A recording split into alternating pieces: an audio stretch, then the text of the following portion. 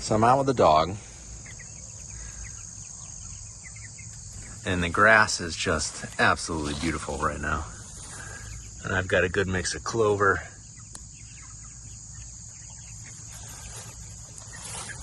I mean, just a ton of clover.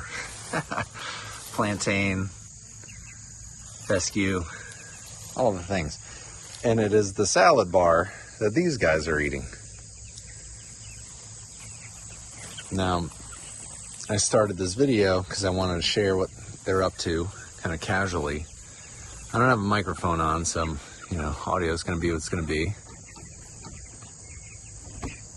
But I made a video the other week about clearing out the beaver dam. And I talked to my friend Steve. And then I called my friend Steve. And now I have to make a follow-up video because I've been thinking about things. I sent him a frame-by-frame cartoon that I've been illustrating with a message for the pastured poultry community. Now, I raise chickens on grass, and for my friends outside of the farming community, you can see very clearly day 1, day 2, and then they're working on day 3, and day 4 is here, and day 5, and day 6, and day 7, and day 8, and day 30, 31, 32, 33, 34, 30, 50, 51, 52, however long they're out here, October 10th, they get turned into protein, because I fully experience the food chain by choice, because the industrial food chain, or the chicken produced by the industrial food chain, I struggle with it, and I can't. It's something that I can't do. I will eat it. I will eat chicken wings if they're in front of me, like, you're in a bar or whatever, and someone orders chicken wings, and they're like, do you want a chicken wing? I'm gonna say yes. Chicken wings are awesome. I love eating chicken, but because I love eating chicken, I raise my own so that I can be more in control of the process, because the process outside of the pastured poultry community is controlled by large corporate interests. And without being too tinfoil hat, like there's a lot of good evidence that there are corporate interests and lobbying interests in our food system. You don't have to dig too far. And I spent the last 15 years living this lifestyle, and I can't escape the taste and the feel good of some properly raised poultry. Properly raised poultry should be on fresh grass and should have the opportunity to be moved through the glorious invention of the wheel on a regular basis, so that they can leave their delicious, nutritious poop on the ground and feast on all the grasshoppers and crickets that we got in this field. And I put enough value in that I continue to pursue this passion of mine. I got into slow food back in the day. I don't know, 2009, and read all the books, watched all the documentaries, stood up on my soapbox and said, "You should do this." And all my family and friends were like, "We don't want to pay for your bougie food. We don't really get it." And so I was like, you know what? If I'm going to be the change I wish to see in the world, I got to go do it. And so I did it. Went on a bike ride, visited farms and breweries around the United States, landed in Western Connecticut. When all was said and done, designed these chicken tractors, published a book about it, sold 30,000 copies of that. There's thousands of people around the world raising chickens just like this. because I was able to scale the information. Published 2 more books to get people started in their business. And now I'm working on my next series of books, of which we don't have to go into detail in this video. But you kind of get the point that I'm into this, and I'm very invested in a very niche community. I like saying niche better than niche, but I think niche is accurate. Because if food is raised like this, look at these 2 guys. You'll see the males like duking it out. Oh, it's awesome.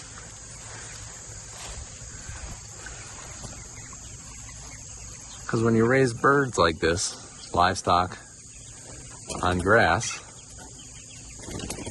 you get these opportunities to watch the sunset and truly enjoy it. You'll find that the happier you try to make the birds, the happier you end up being as a result. There are unrealistic things about this vision, like this size chicken tractor is not scalable. But the amount of decision making you have to go through before you even try to get to a scalable business is profound. You have to build a $400 shelter. You have to buy a $14 book. You have to agree with the idea ahead of time. You then have to take that book and then go buy materials, use tools that you may not already have. Build this thing to raise these sentient beings, which require a specific set of instructions. Let me turn this off so we can just hang out with the birds while we finish up our conversation. And so I've got books and 850 videos. And between 2 channels, I've published over 300 videos this year. I'm very invested in seeing this community succeed. And so the value with these birds, because now there's not getting a lot of value out of the grass, right? They've done their business, they're walking on it. Very few are scratching and pecking the way they do first thing in the morning. So it's not just the grass, because that can comprise anywhere from 5 to 20% of their diet. 20 is like aggressively optimistic, where it's really like 5 to 15, 10% on average, we'll say. They can get off pasture. Otherwise, they're grain machines, because these are the type of chicken that are raised just for meat. They're rock stars at what they do.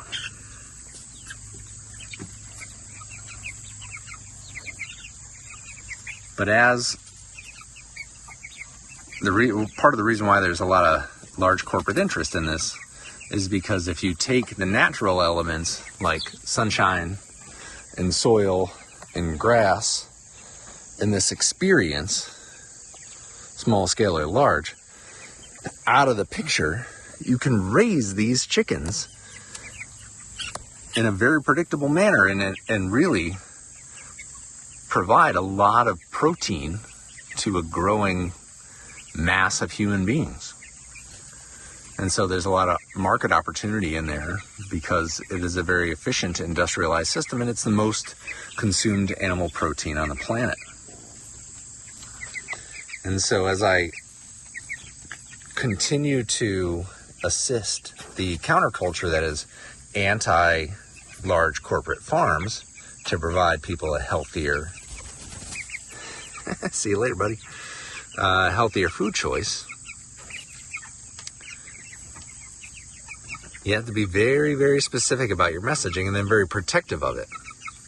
And so now we're seeing in the market, after the last 30 years of pasture poultry growers defining what it means to be pasture raised, there are companies that are greenwashing their not pasture raised products with this very aesthetic. And so you have to come up, leverage the tools of the time to protect this aesthetic and this methodology so that it's easy for the average consumer to see chicken that's raised in this more valuable way. It's more nutritious. There's there's good science and stuff, and I can share the white papers from APA, but here we are.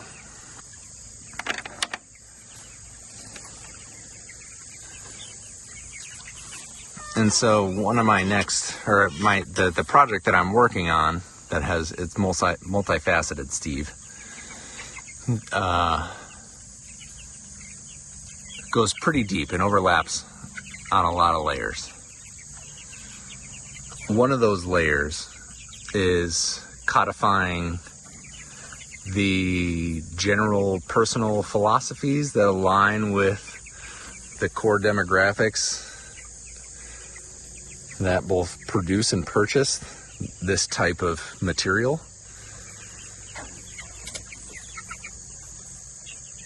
That's one aspect of it. You have to codify your marketing message and your ideologies to align around a central topic so that it doesn't get diluted by infighting or conflicting ideologies. I think the best way to scale this is to refine and clearly define the purities within the system, and which is challenging and people have done, but I think there's some pretty easy way. There's what am I trying to say here? Look at the sky right now. I think there's some ways that we can refine the messaging and leverage the tools, the digital tools of the internet at the moment, to create statistical significance in capturing this scene right here. And there's been some really good attempts made, but there's always that little bit of magic that's missing, and I think it's aligning a community around a singular message at scale, regardless of their other ideologies. And I'm thinking like right-leaning, left-leaning, religious, not religious. This has nothing to do with God. This has nothing to do with Trump. This has nothing to do with anything other than chickens living out their best life. That's all it's meant to be. Because I want to eat some chicken that lived a good life and is healthy and free of drugs and torment, cortisol and adrenaline, and gets to, even though it's an industrial bird, and we'll cover that topic in a different video, this is what I would want to replicate and try to scale. And so what I've been doing has been simplifying my media and adapting and continually testing the various social platforms at my own scales. You know, I found success, I found a lot of failure. That's fine. Views aren't always the metric. The public metrics are not always what I weigh success on. It's my continual experiment with pasture poultry with my own KPIs. And so now I have all the mechanisms in place to teach a simple message at scale, capture it, share it, codify it, and have the relationships built within the industry that people can go out on a limb and follow that the way many thousands of others have now done all the difficult steps. If you think about this entire conversation on a linear timeline, unhappy with your food, deciding to do something about it, looking into healthy chicken, eating healthy chicken, getting obsessed with the idea of homesteading, buying chicken tractor, deciding to raise chickens for meat because they're a gateway animal, buying the book, building the chicken tractor, buying the chicks, raising the chicks, slaughtering the chicks, eating chicken with bones in it. And then if you've done all of that, then you're going to try to sell it. And then if you're going to try to sell it, you're going to try to do it as a primary enterprise, or at least a strong secondary enterprise in a $1 million to $5 million business, which will afford a very busy, very physically draining middle class income. You know, and there are a million iterations in that entire timeline. But as I am an author and I am full of hot air, I would like to discuss that timeline and help the people, the niche group. They've gone through this timeline. I've got people into it, interested, educated. I'm now doing more of that. Now it's just like a green flywheel that kind of runs as I create more content. Then I've got people started, and then this, and I have thousands of case studies. I sold 30,000 books. Now I'm starting and glomming onto an existing industry of people who are already doing it. Some people who have started because of me, and many people who have not and have started for other reasons. And now I want to scale this end of it so that there can be a bigger impact. And that is the part of what is behind the cartoon that I won't share publicly yet, but that I shared with my buddy, because that's what I've been working on since 2009. So I hope that whether you are Steve or not, you have a chance to enjoy this today. That beautiful ball of gas in the sky, that light that's hitting us right now is 8 minutes old, carries about 342 watts on average. That is picked up by the solar panels right there. And these solar panels right here. And these solar panels right here are breathing in carbon dioxide and turning it into a carbon-based plant form through photosynthesis, and breathing, exhaling oxygen that then these birds who are sitting on this oxygen-generating solar panel are eating it as a salad, but also navigating the habitat for bugs and stuff and all the goodness. And that is worth the effort to me. Talk to you soon.